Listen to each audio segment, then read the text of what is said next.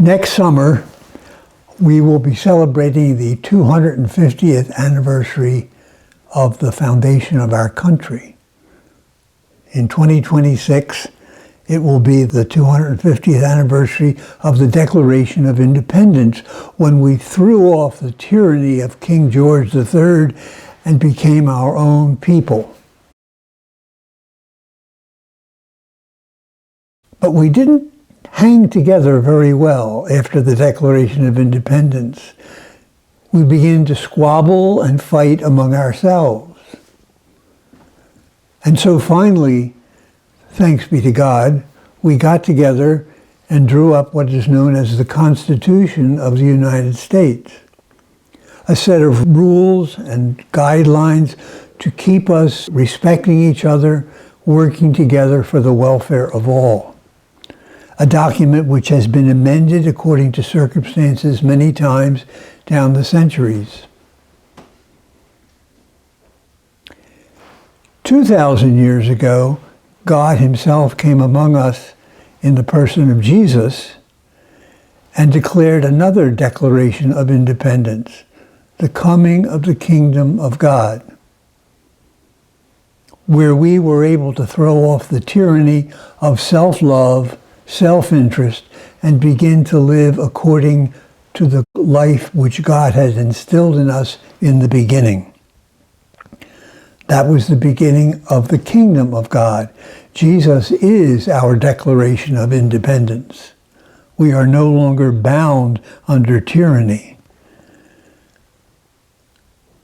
In the last 2 Sundays, and today and next week, we have been listening to the Constitution of the kingdom of God, the Sermon on the Mount, in which Jesus describes for us very graphically the way we need to live together with one another in Him, so that the fullness of the kingdom will eventually take over everywhere. That's the picture. That's where we are in history. We are the citizens of the kingdom, and we are called upon to follow the Constitution of the kingdom. But it's pretty obvious, if you keep up with the world news, that the kingdom of God has not spread that far in this 2,000-year period. We don't seem to be living together as Jesus described in today's gospel and in next week's gospel, according to the Constitution of the kingdom of God, the Sermon on the Mount. Concern for each other, actually love for each other. Remembering that love means not a feeling of closeness, but concern for the well-being of another. That's what love means.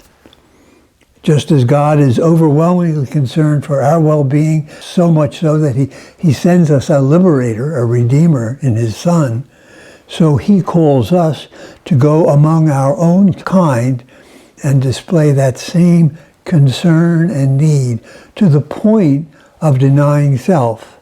And as Jesus modeled for us, lived for us, died for us, even giving our lives for each other. So we're about to enter in a few weeks into a period of Lent, when we examine the way we have lived our citizenship in the kingdom. It would be a good idea for all of us in the kingdom, all of us with whom Christ has made known his loving Father, to examine how well we're doing that, not only in our personal relationships, which of course we are definitely responsible for, but for our social relationships, our national relationships, our international relationships, because it's pretty obvious that we are not living in the kingdom of God the way we're living among each other now. And Jesus in no place in his teaching ever points the finger. He calls us to examine ourselves after the model of his life. And if we do that, we won't have any trouble pointing the finger, but it will always be a backward finger pointing to ourselves. As we enter into a very delicate time in our history, internationally and nationally and socially, we really have to buckle down and be who we are, citizens of the kingdom, who do what Jesus described to us in his gospel this morning, forgiving without demanding anything from others, even to the point of offering our life for each other.